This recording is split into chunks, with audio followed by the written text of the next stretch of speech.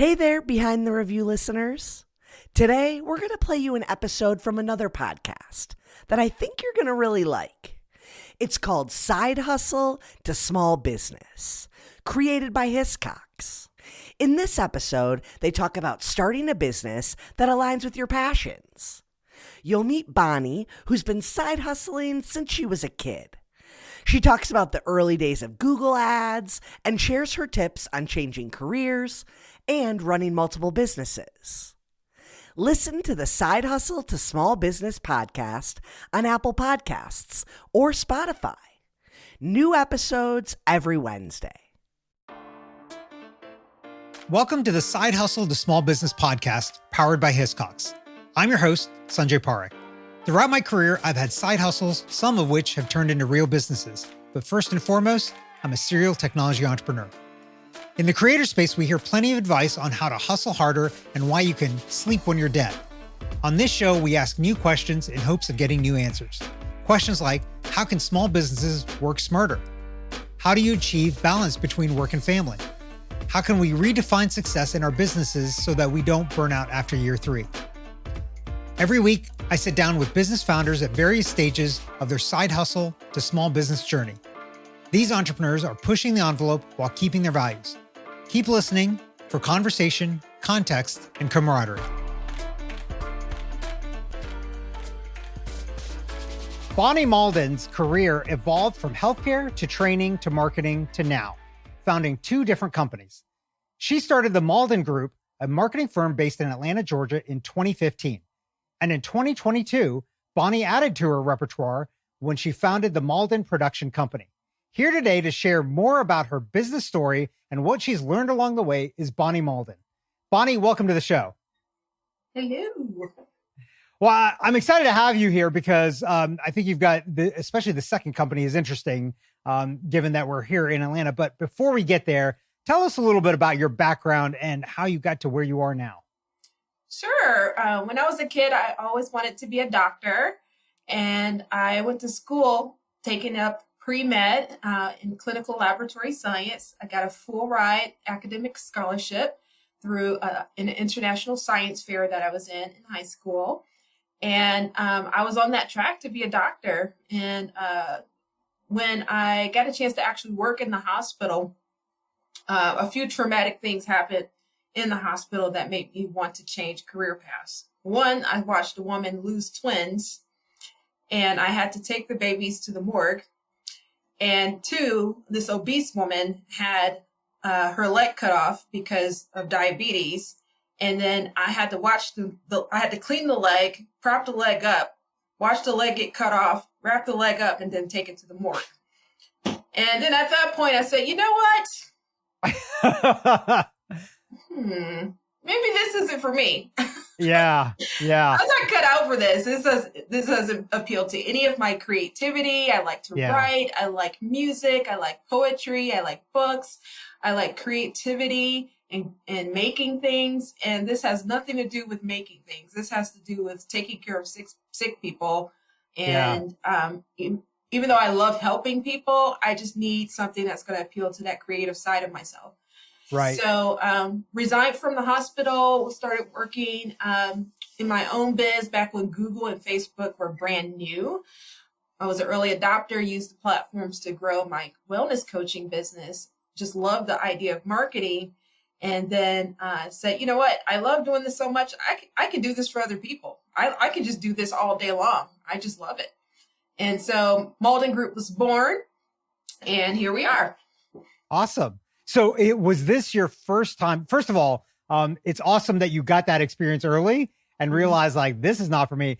You gave me the shivers while talking about that because medical stuff I've known from a young age, that is not for me. And so I didn't even need that experience to know that I shouldn't go that way. But was this your first time ever doing something entrepreneurial, or did you do something entrepreneurial when you were younger, like when you were a kid, like any kind of hustling stuff back then?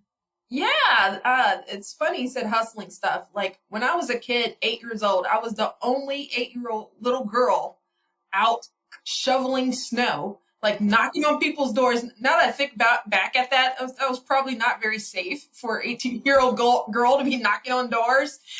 But I'm like, can I shovel your snow? And I'm like, oh, little girl, you're so cute. And I get $5, $10 to shovel snow for all the people in the neighborhood, and I'd be, ready for the store to get all the candies I wanted. Yeah. Where was this that you were doing This snow was in shoveling? Detroit, Michigan, where it's very cold in the wintertime and snow wrecks up real quick. And as soon as the snow started falling down, I was knocking on doors and shoveling that snow. So I had a hustler spirit way back then. And so it's never left me. Now, instead of shoveling snow, I'm picking up the phone, dialing, calling businesses, calling production companies, getting my name out there, getting new customers. Yeah, I was going to say it had to be somewhere up north to be able to rack up that kind of money, in an afternoon. Because I can imagine people in Detroit, nobody wants to shovel their snow. No. It's funny because I grew up in Kentucky and I could have done the same thing, but I never did that hustling for snow. I don't know. I guess I just only did it for our house and then playing in the snow and making igloos and snowball fights. So and that's fun too. I went on the more fun side than making money myself.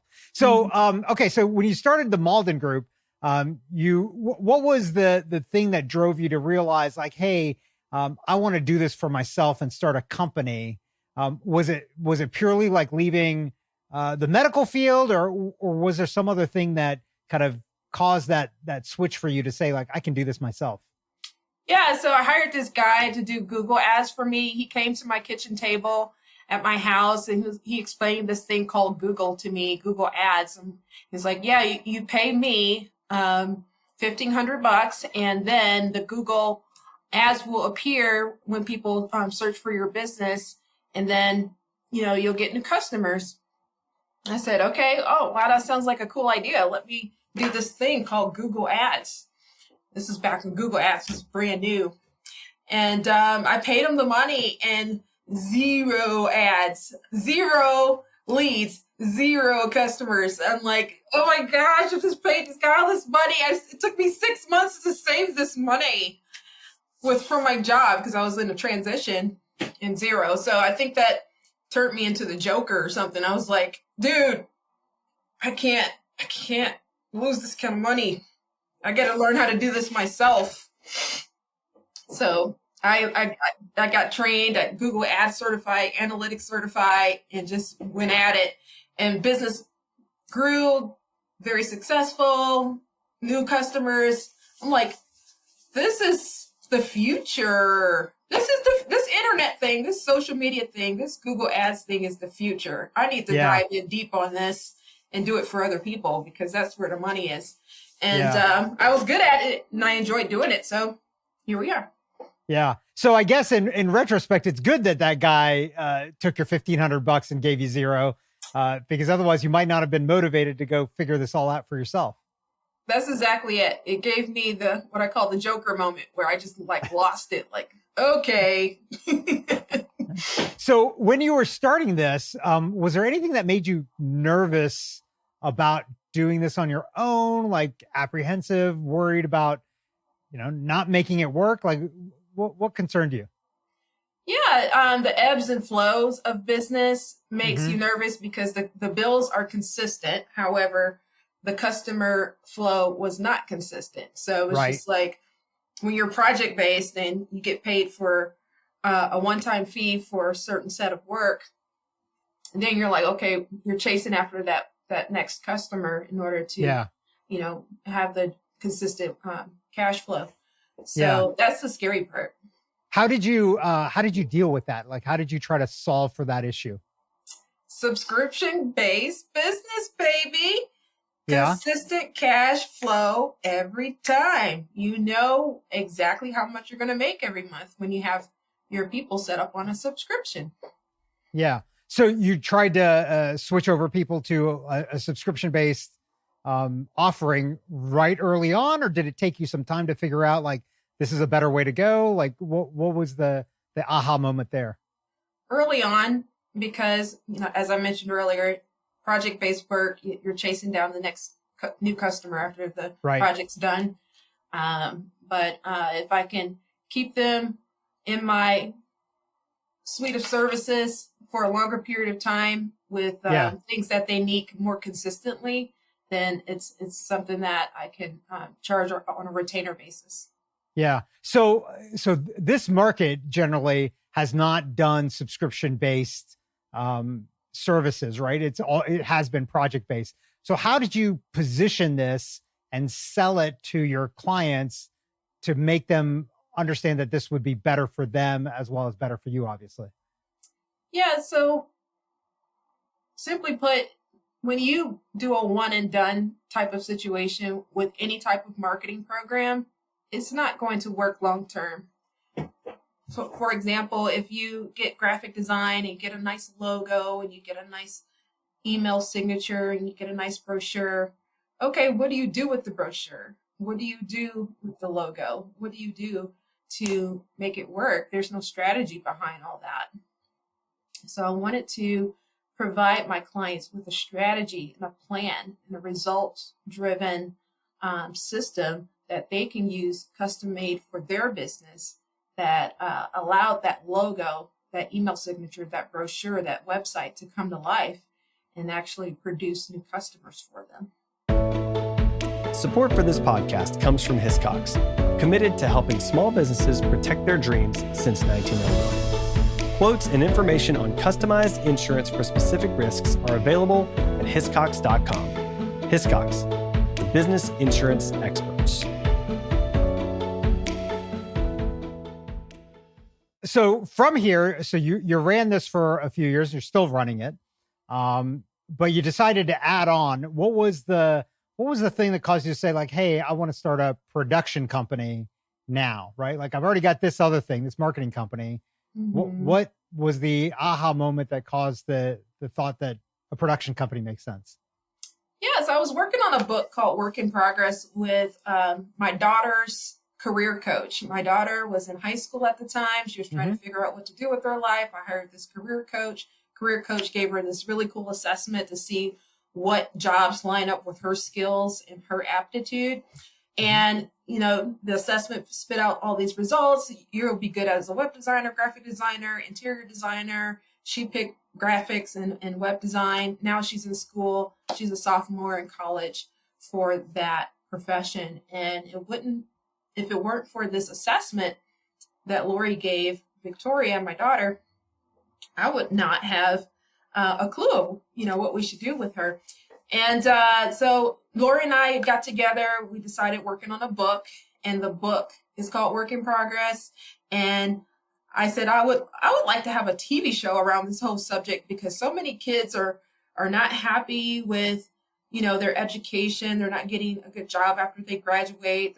Their education is obsolete sometimes after they graduate. They're not getting set up with foreknowledge about the professions that they're going to school for. Like me, when I went to school for being a doctor, when I really should have been in business. Right. You know, so my personal experience really spearheaded this initiative through this book to have kids know what they're getting into before they jump into a major or minor in college. Yeah. And so I wanted to do a TV show that spinned off from the book that I was doing with Lori.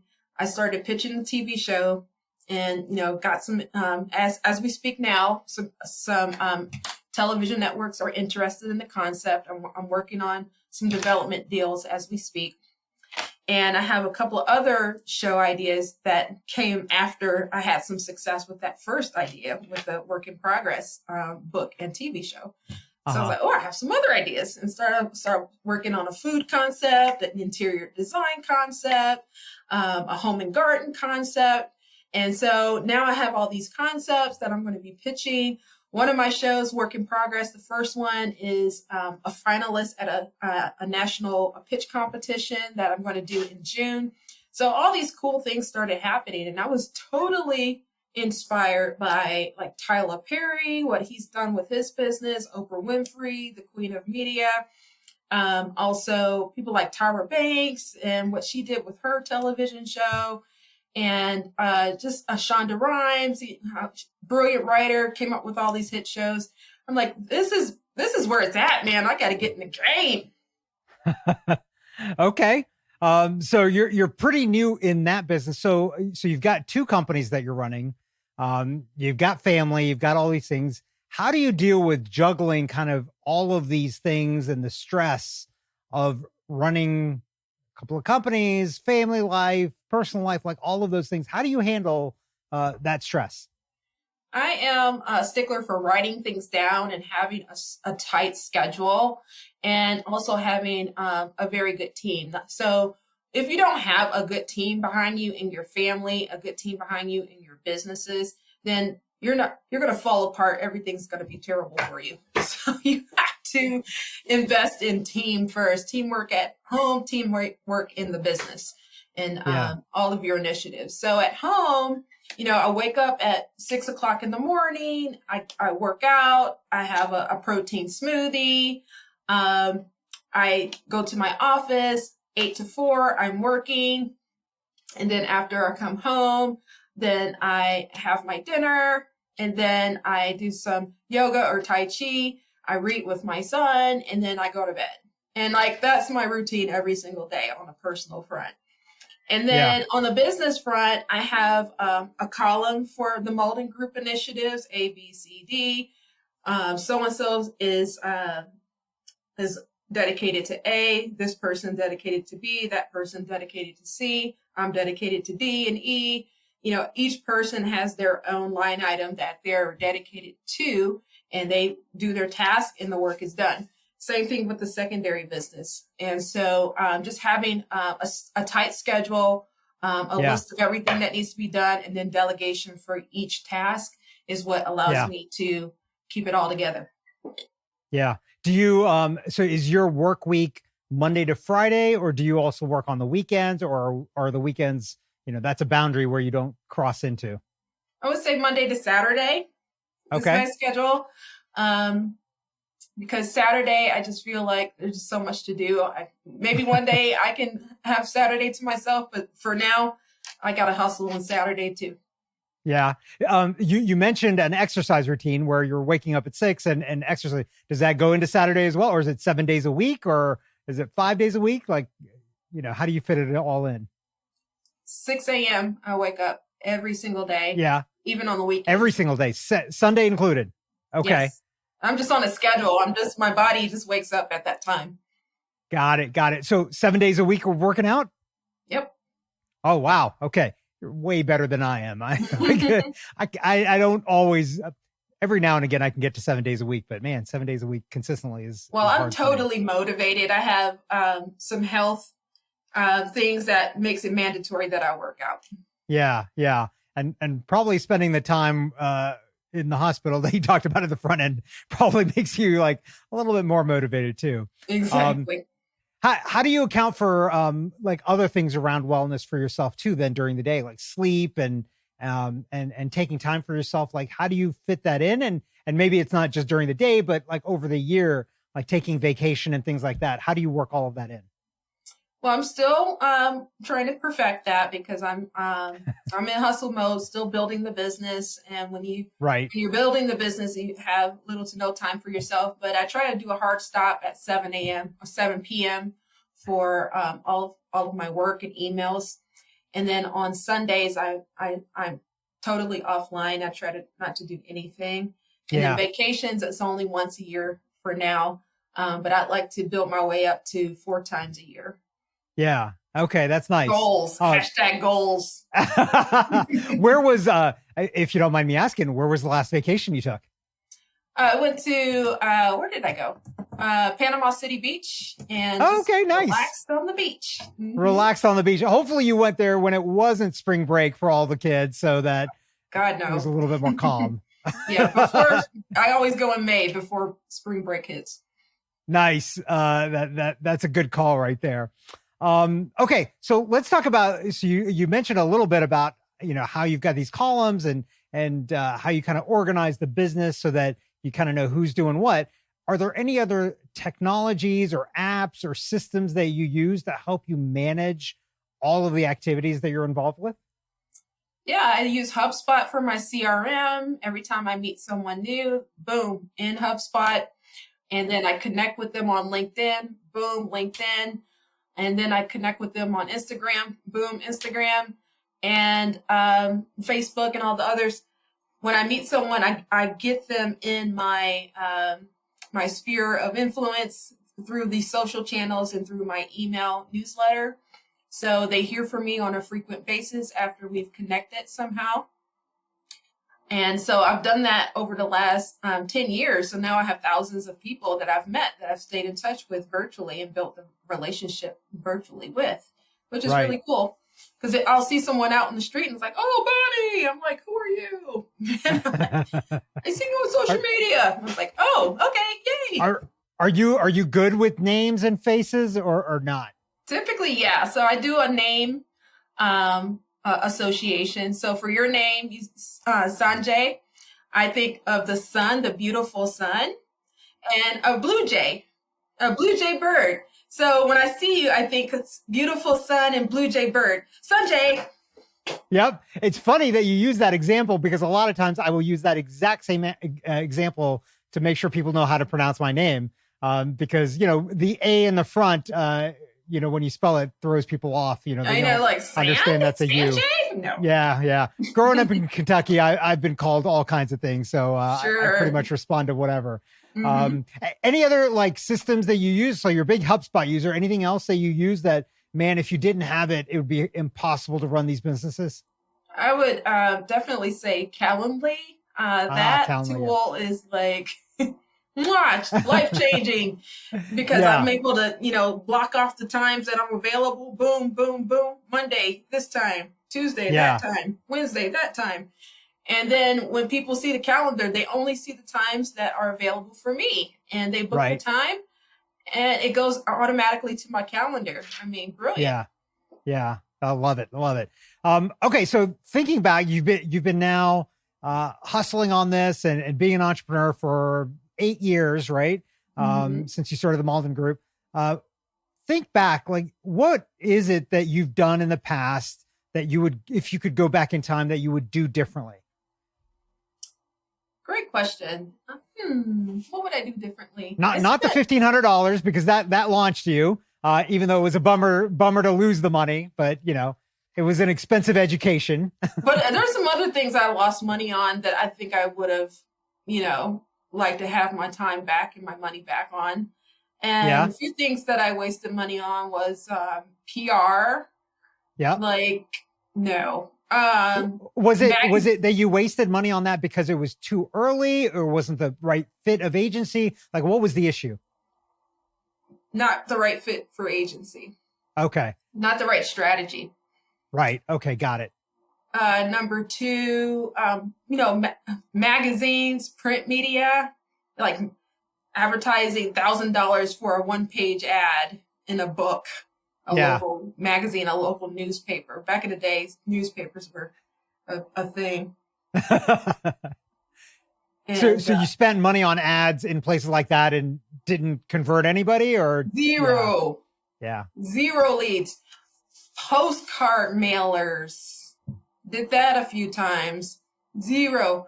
So, basically the traditional advertising, I hate to just take a giant dump on all of that, but it just didn't work for me.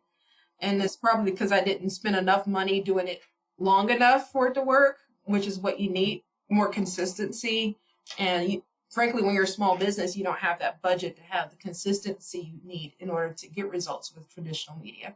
That's why bigger companies typically go down that route, because they have that budget. But with digital, with the right strategy, you can get results immediately, which is what I like. Yeah.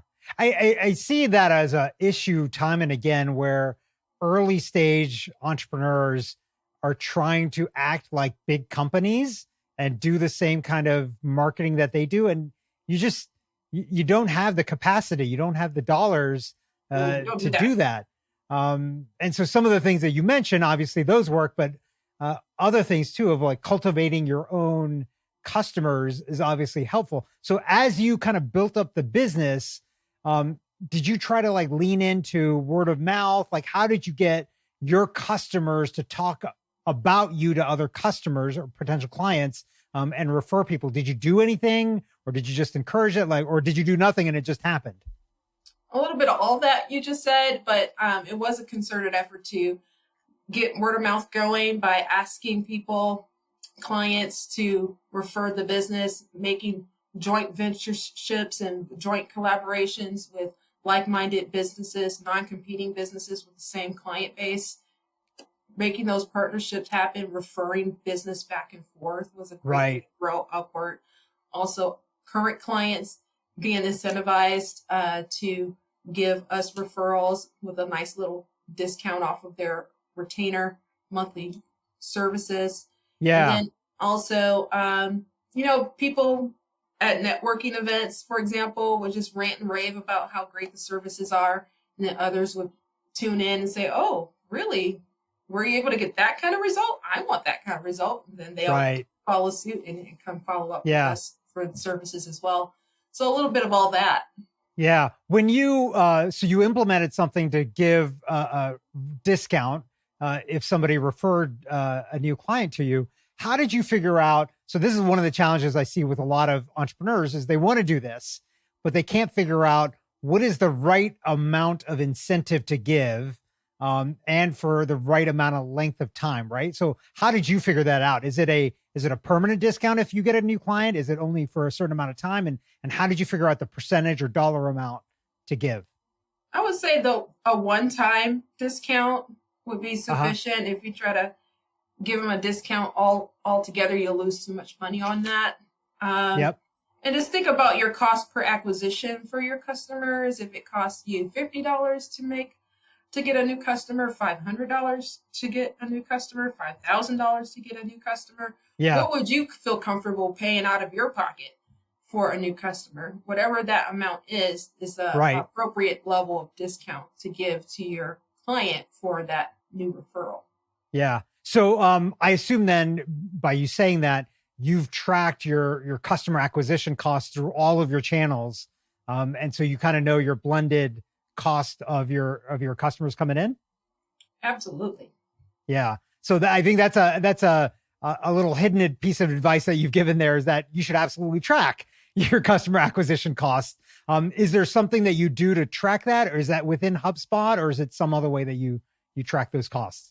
Yeah. So each time you get a new client, what you want to do is ask, how did you find out about us?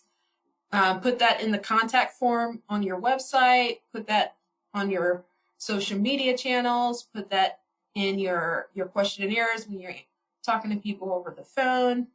And once you have a nice database of customers and you run a report, how did you find out about us report, this many came from social media, this many came from word of mouth, this many came from the referral partner. And then whichever ones are at the top, that's the ones you double down on. This many came from Google Ads. This one, that's the one you spend the most money on, the most time on, are the ones that are getting the biggest results. So are you taking your cost on a monthly basis for marketing and then looking at the customers you've got that month and then attributing that customer acquisition cost based on that? Is it like a monthly that you're doing it? Is it a quarterly? Like, how are you analyzing that? Monthly, quarterly, and yearly. Okay. So you've got a customer acquisition cost that's kind of going throughout, and you're seeing if you're going up or down or whatever based on that. Yeah. And it changes over time, and it changes as you have new things that you're adding to the marketing mix, like speaking engagements, conferences, expos, workshops, lunch and learns. As you aggregate all this data, you can see what is giving you the best return over time. Yeah. Interesting. Okay. So I've got two last questions for you. First, if you were talking to somebody else, one of our listeners, that's thinking about taking that leap and starting a side hustle or turning their side hustle into a small business, what piece of advice would you give them? Do not quit your day job. Keep your job, pay your bills, have a consistent way to earn a living first, and then start your side hustle. Dedicate an amount of your time, block off amount of your time on your calendar for that business every single week, and stick to that schedule. And as the business grows over here and overtakes the job in amount of money you're making more on the side hustle than you are on the job, then you can quit the job and then go all in 100% on the side hustle. Yeah. I like it. So, okay. The last question for you then is there something based on your experience that a would-be client of yours should do before they hire a firm like yours to improve their marketing or things that they're doing inside of their business? Like, what's that one secret thing? Like, they should all know to do this, but they're not doing this. And you're going to tell us what that is right now. Right now, I'm going to tell you. Are you ready? Of course you are. You just asked me. We're ready. Okay.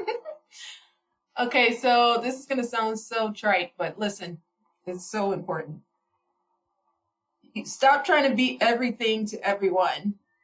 Like, pick one or two things, maybe three, double down on that, get super good at it, and then find one or two customer segments that service or product is for. And so that way you can have a laser focused approach in your marketing towards that customer base. And then you're going to speak so clearly to them. It's going to be in their voice. It's going to handle their objections. It's going to handle their goals. And they're going to be all over that product or service of yours because you are focused directly on them. But if you try to go too far and too wide with too many things, then your marketing isn't laser focused. You're kind of all over the place. And then you lose your message.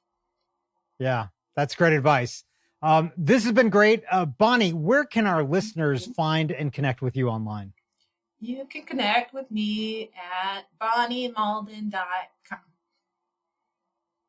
Okay, there you go. That's the best place to go then for connecting with Bonnie. So thanks so much for coming on the show with us.